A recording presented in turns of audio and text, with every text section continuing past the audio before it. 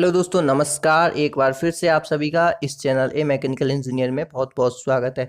Strength of material का पहला chapter stress and strain मैंने कवर कर दिया है। इसकी 2 वीडियो हैं, आप उन्हें जल्दी जाकर देख सकते हैं।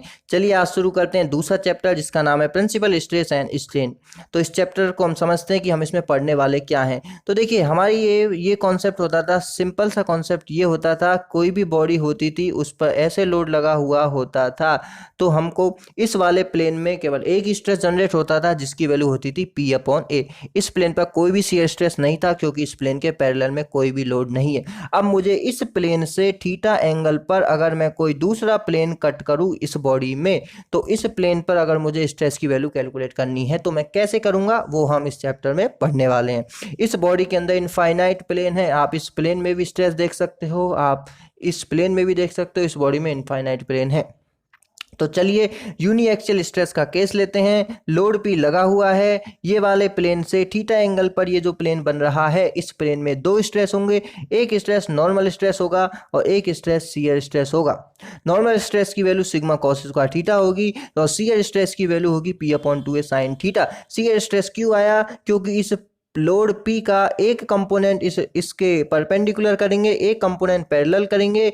परपेंडिकुलर कंपोनेंट आपका नॉर्मल स्ट्रेस प्रोड्यूस करेगा, पैरेलल कंपोनेंट आपका शियर स्ट्रेस प्रोड्यूस करेगा। तो ये कैसे हुआ? ये ऐसे हुआ, इस P cos थीटा के द्वारा P cos theta upon area divide करने से हमको सिग्मा cos स्क्वायर थीटा मिला, जो कि नॉर्मल स्ट्रेस होगा क्योंकि इस प्लेन के परपेंडिकुलर है। और हम अगर हम शियर स्ट्रेस की बात करें तो ये जो इसका P sin थीटा जो कंपोनेंट है वो शियर स्ट्रेस प्रोड्यूस करेगा। P sin theta upon A upon cos theta is equal to P upon 2A sin 2 theta. ठीक है, और यहाँ से अगर ये एरिया ए है और ये एरिया हमको निकालना है, हमको पता है दोनों के बीच का एंगल थीटा है, तो cos थीटा की value A upon A P से A P equal to A upon cos theta. Okay, अब हम देख लेते हैं कि जो मैक्सिमम जो शियर स्ट्रेस है वो थीटा इक्वल टू 45 पे होगा क्योंकि साइन 2 थीटा है। इसके बाद हम बात करते हैं, मतलब कि हम इसमें जो कॉन्सेप्ट है वो यूज करेंगे, जैसे कि आपका शियर स्ट्रेस जो है टाउ, उसको पॉजिटिव कब लेंगे, नेगेटिव कब लेंगे। सिंपल सा फंडा है, अगर शियर स्ट्रेस उस बॉडी को क्लॉकवाइज घुमा रहा है, जैसे कि ये बॉडी है, ठीक है, शियर स्ट्रेस ये बॉडी है, इस प्लेन ये ऊपर वाला जो प्लेन है उस पर शियर स्ट्रेस इस डायरेक्शन में लग रहा है, तो ये इस बॉडी को क्लॉकवाइज घुमाने की कोशिश कर रहा है। ऐसे ही तो घुमाएगा इस बॉडी को, इसका मतलब हम इस शियर स्ट्रेस को पॉजिटिव लेंगे।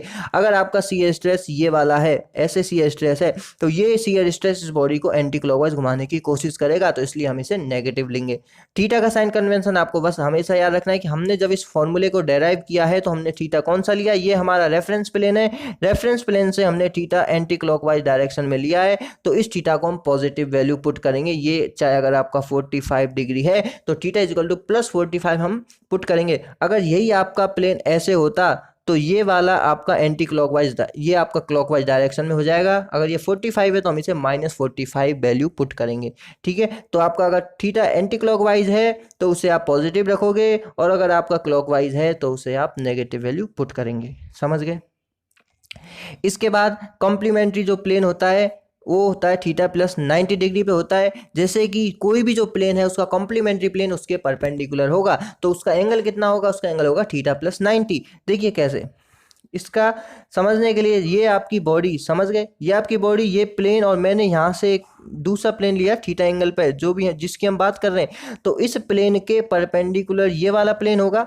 अब इसका एंगल हम कैसे रखेंगे? इसका एंगल हमको पता है, हम एंगल रेफरेंस प्लेन से लेंगे, और रेफरेंस प्लेन से एंटी क्लॉकवाइज डायरेक्शन में ये वाला एंगल, ये वाला जो एंगल होगा वही आपका उस फॉर्मूले में पुट करना पड़ेगा आपको, जो sigma cos square theta direct stress shear stress sigma upon 2a sine 2 theta. तो ये वाले एंगल की वैल्यू कितनी हो जाएगी? Theta plus 90।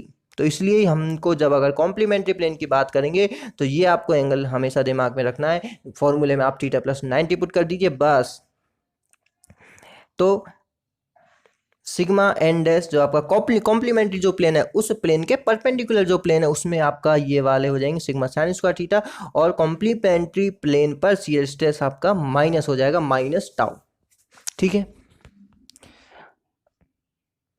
देखिए इसको और अच्छे से समझने की एक बार मैं कोशिश करता हूं, समझाने की आपको कोशिश करता हूं। देखिए ये आपका प्लेन, ओके, ये आपका हो गया, ये आपका प्लेन, ठीक है, ये वाला मैंने थीटा एंगल पे दूसरा प्लेन लिया था, ठीक है। इस प्लेन पे दो स्ट्रेस आए थे, एक स्ट्रेस सिग्मा एन आया था, ठीक है, सिग्मा एन आया था एक स्ट्रेस, और एक आया था आपका टाउ।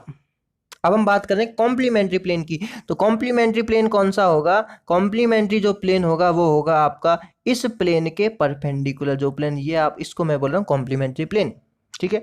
एक प्लेन तो ये हो गया मेरा, ठीक है, और एक प्लेन ये हो गया कॉम्प्लीमेंट्री प्लेन।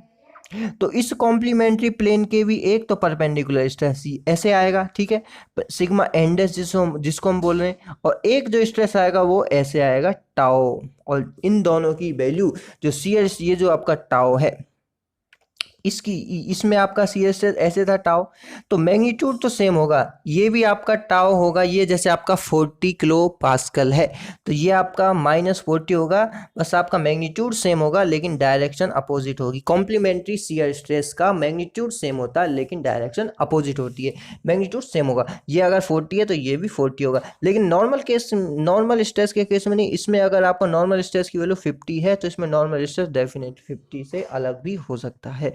तो ये यहाँ पे समझाने की कोशिश की गई है।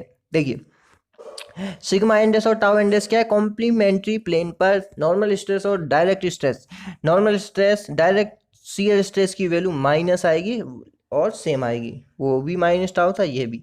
अब एक आपको फॉर्मूला ये बहुत अच्छे से दिमाग में रखना है कि सिग्मा एन प्लस सिग्मा एंडेस की वैल्यू सिग्मा है। मतलब कि मैं क्या कहना चाह रहा हूँ, कोई भी बॉडी का अगर ये आपका थीटा एंगल पर कोई प्लेन, इस प्लेन का कॉम्प्लीमेंट्री प्लेन, मतलब कि दो प्लेन अगर 90 डिग्री एंगल पर हैं, किन्हीं भी दो प्लेन की अगर मैं बात करूं, अगर वो 90 डिग्री एंगल पर है तो उन दोनों प्लेन में नॉर्मल स्ट्रेस का जो समीशन होता है वो हमेशा कांस्टेंट होता है। मतलब कि वो कांस्टेंट जो होता है ना वो सेम होता है, मतलब कि किन्हीं भी दो 90 डिग्री पर आपके दो प्लेन है तो उन दोनों प्लेन में नॉर्मल स्ट्रेस का सम करो, और ऐसे ही दूसरे दो प्लेन लो जो कि 90 डिग्री पर हैं। जैसे कि देखो ये वाला प्लेन है, ठीक है, इस प्लेन पर नॉर्मल स्ट्रेस की वैल्यू क्या है? सिग्मा है सपोज करो, और इसके परपेंडिकुलर जो प्लेन है ये वाला प्लेन, इसमें नॉर्मल स्ट्रेस की वैल्यू क्या है? कुछ भी नहीं है, इस वाले प्लेन में कोई भी नॉर्मल स्ट्रेस नहीं है बच्चों, sigma plus 0 is equal to, ठीक है। अब मैंने क्या किया, ये वाला प्लेन लिया, ये वाला प्लेन थीटा एंगल पर मैंने लिया है, ठीक है। तो इस वाले प्लेन में नॉर्मल स्ट्रेस की वैल्यू क्या है? मैंने पहले बता दिया, हम सिग्मा एन, नॉर्मल स्ट्रेस की वैल्यू क्या है? Sigma n. और इस प्लेन के परपेंडिकुलर यानी कि कंप्लीमेंट्री प्लेन पर नॉर्मल स्ट्रेस की वैल्यू क्या है? Sigma n dash. तो ये बराबर होते हैं किन्हीं भी दो प्लेन जो कि 90 डिग्री पर हैं उनमें नॉर्मल स्ट्रेस का समीशन हमेशा कांस्टेंट होता है। ये आपको कॉन्सेप्ट याद रखना है। अब ये देखिए, ये भी मैंने आपको बता ही दिया है कि ये वाले प्लेन से थीटा एंगल पर ये आपका प्लेन हो गया, ठीक है। इस प्लेन पर दो स्ट्रेस है, एक आपका सिग्मा एन है, ठीक है, इस प्लेन पर एक आपका सिग्मा एन है और एक आपका टाउ है, ये वाला टाउ सी स्ट्रेस, ठीक है। अब इसके कॉम्प्लीमेंट्री प्लेन मतलब इस प्लेन के परपेंडिकुलर तो यही वाला प्लेन है, ये आपका कॉम्प्लीमेंट्री प्लेन है, तो इस पर सिग्मा एन डैश होगा, इस पर भी टाउ डैश होगा, ठीक है। तो ये वाले आपके इस तरह हम इसको रिप्रेजेंट कर देंगे। तो हमने इसमें देख लिया कि अगर यूनी एक्सियल स्ट्रेस का केस है तो यूनी एक्सियल स्ट्रेस में आपका थीटा एंगल वाले प्लेन पर स्ट्रेस क्या होता है? सिग्मा, जो नॉर्मल स्ट्रेस होता है वो होता है सिग्मा कॉस स्क्वायर थीटा, और जो सी स्ट्रेस होता है वो होता है सिग्मा बाई 2 साइन 2 थीटा। अब हम देखेंगे by axial state of stress. अगर दो डायरेक्शन में स्ट्रेस हो, मतलब कि सिग्मा एक्स भी हो और सिग्मा वाई भी हो, दोनों डायरेक्शन में हो, तो थीटा एंगल वाले प्लेन पर जो कि इस वाले प्लेन से एंटी क्लॉकवाइज थीटा एंगल जो बना रहा है उस प्लेन पर नॉर्मल स्ट्रेस क्या होगा और आपका शियर स्ट्रेस क्या होगा। तो इसका आपको फॉर्मूला ये वाला फॉर्मूला याद रखना है, इसका जो मैं बताऊं ये वाला फॉर्मूला आपको याद रखना है कि नॉर्मल स्ट्रेस होगा sigma x plus sigma y upon 2 plus sigma x minus sigma y upon 2 cos 2 theta, ये वाला होगा। थीटा एंटी क्लॉकवाइज एंगल है, ठीक है। और टाओ जो सी स्ट्रेस होगा वो होगा sigma x minus sigma y upon 2 sine 2 theta, ठीक है। ये टाओ होगा, ये आपका सिग्मा एन होगा। इसके बाद देखिए ये क्वेश्चन देख लेते हैं। ये बाई एक्सियल का केस है, एक्स डायरेक्शन में भी है और वाई वाई डायरेक्शन में भी आपको स्ट्रेस दिया हुआ है। तो और जो थीटा एंगल पे जो प्लेन बन रहा है, ये जो ए बी जो प्लेन है ना, ए बी प्लेन से थीटा एंगल एंटी क्लॉकवाइज है तो थीटा हम पॉजिटिव लेंगे, क्लॉकवाइज होता है तो हम नेगेटिव लेते हैं। तो थीटा थीटा जो प्लेन थीटा वाला जो प्लेन है, थीटा एंगल पर जो प्लेन है उस पर सिग्मा एन आपको 120 दिया हुआ है, तो 120 का इसका हम फॉर्मूला अप्लाई करेंगे। 120 is equal to sigma x plus sigma y upon 2 plus sigma x minus sigma y upon 2 cos 2 theta. 2 into theta की वैल्यू 36.86 ये क्वेश्चन में गिवन है। तो यहाँ से आप क्या है, एक तो ये वाली इक्वेशन होगी, इक्वेशन नंबर 1, ठीक है। इक्वेशन नंबर 2 शियर स्ट्रेस, इस वाले प्लेन पे शियर स्ट्रेस भी दिया हुआ है -70 मेगा पास्कल। माइनस क्यों है, क्योंकि ये जो टाउ है ये इसको एंटी क्लॉकवाइज रोटेट कराएगा, सॉरी ये आप हाँ ये एंटी क्लॉकवाइज रोटेट कराएगा और एंटी क्लॉकवाइज टाउ माइनस लेते हैं और थीटा अगर एंटी क्लॉकवाइज है तो वो पॉजिटिव लेते हैं, ठीक है। तो -70 की value sigma x minus sigma y upon 2 sine 2 theta के बराबर आ जाती है। दो इक्वेशन, दोनों इक्वेशनों को सॉल्व करके हम आसानी से सिग्मा एक्स और सिग्मा वाई की वैल्यू कैलकुलेट कर सकते हैं। यही इस क्वेश्चन में पूछा है, सिग्मा एक्स और सिग्मा वाई, ठीक है। ये बाई एक्सियल का केस है। अगर कॉम्प्लेक्स स्टेट ऑफ स्ट्रेस आ जाए, मतलब कि एक्स डायरेक्शन में स्ट्रेस भी हो, वाई डायरेक्शन में स्ट्रेस हो और टाउ एक्स वाई सी स्ट्रेस भी हो, तो इसको बोलते हैं कॉम्प्लेक्स स्टेट। तो अगर ऐसी परिस्थिति है, ऐसी सिचुएशन है, तो थीटा एंगल पर जो प्लेन है उस प्लेन पर नॉर्मल स्ट्रेस की वैल्यू क्या होगी और उस प्लेन पर शियर स्ट्रेस की वैल्यू क्या होगी, ये हमको देखनी है। तो आपको डायरेक्ट फॉर्मूला याद रखना है, ये वाला फॉर्मूला।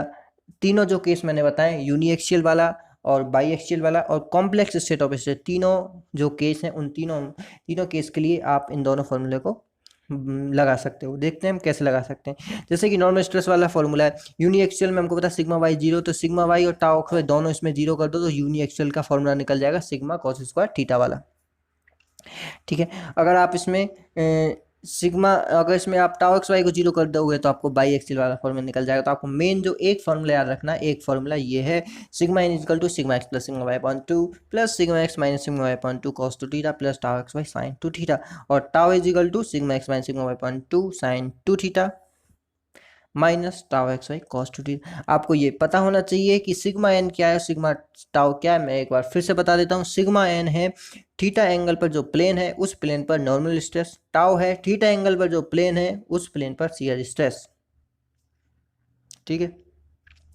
अब आप इन दोनों को आसानी से क्वेश्चंस में अप्लाई कर सकते हो, इन दोनों फॉर्मूले को इजीली। जैसे ये क्वेश्चन देखते हैं, सिग्मा एक्स 40 है, सिग्मा वाई 20 है और आपको सिग्मा एन पूछा है, इस पर कोई टाउ एक्स वाई नहीं है, तो सिग्मा एन का डायरेक्ट फॉर्मूला लगा के आप सिग्मा एन यहाँ से निकाल सकते हो।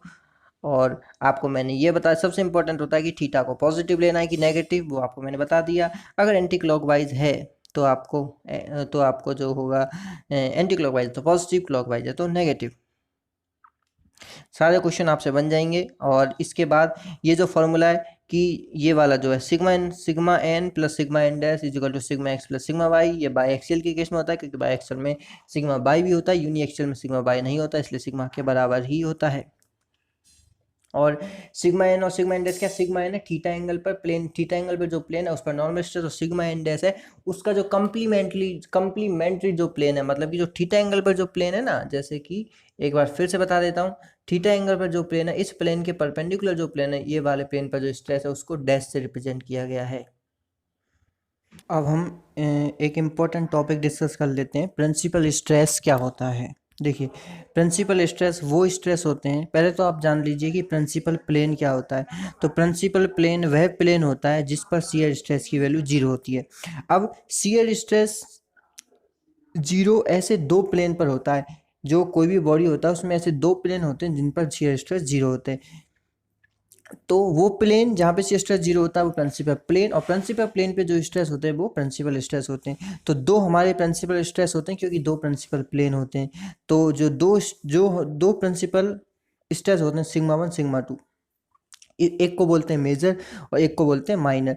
जिसकी वैल्यू मैक्सिमम होती है उसको बोलते हैं मेजर, जिसकी वैल्यू मिनिमम होती है उसको बोलते हैं माइनर। अब देखिए, जब मैं इस वाले इक्वेशन में जो हमारा d sigma upon d theta is equal to जब मैं 0 करता हूँ तो वहाँ से मुझे मिलता है टाउ इजिकल टू 0। इसका मतलब जिस प्लेन पर सी स्ट्रेस 0 होता है ना, उस प्लेन पर जो प्रिंसिपल स्ट्रेस है, मतलब कि जो आपका जो नॉर्मल स्ट्रेस है, वो या तो मिनिमम होता है या मैक्सिमम होता है। तो जो आपका मैक्सिमम वाला है उसको हम बोल देते हैं major.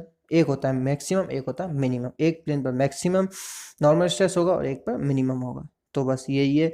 What is principal plane? ऐसा प्लेन जिस पर शियर स्ट्रेस का वैल्यू 0 होता है। What is principal stress? Principal plane पे जो नॉर्मल स्ट्रेस होते हैं उसको बोलते हैं प्रिंसिपल स्ट्रेस। और अगर हमको इसका एंगल निकालना है तो टाउ की वैल्यू होती है ये sigma x minus sigma y upon 2 sine 2 theta p minus tau x y cos 2 theta p. तो इसको 0 के इक्वल कर देंगे तो यहाँ से थीटा निकल जाएगा 2 tau x y upon sigma x minus sigma y tan 2 theta p. मतलब कि ये आपका प्रिंसिपल प्लेन का एंगल। यदि हमको निकालना है कि किस एंगल पर प्रिंसिपल प्लेन मिलेगा तो इस वाले फॉर्मूले से हम निकाल सकते हैं। तो thank you for watching this video. अगली वीडियो में हम आगे का पार्ट डिस्कस करेंगे जो कि मोर सर्किल है। उसके बाद हम स्ट्रेन की चर्चा करेंगे। तो इस चैप्टर के 3 पार्ट होने वाले हैं, पार्ट 1, पार्ट 2 और पार्ट 3। 3 पार्ट्स होने वाले हैं। अगर आपको पार्ट 1 जो कि ये वाली वीडियो है इसमें अगर कोई डाउट है तो हमें कमेंट करके पूछ सकते हैं। और इसी तरह की मैकेनिकल से रिलेटेड और वीडियो के लिए हमारे चैनल को सब्सक्राइब भी कर सकते हैं। बहुत बहुत धन्यवाद।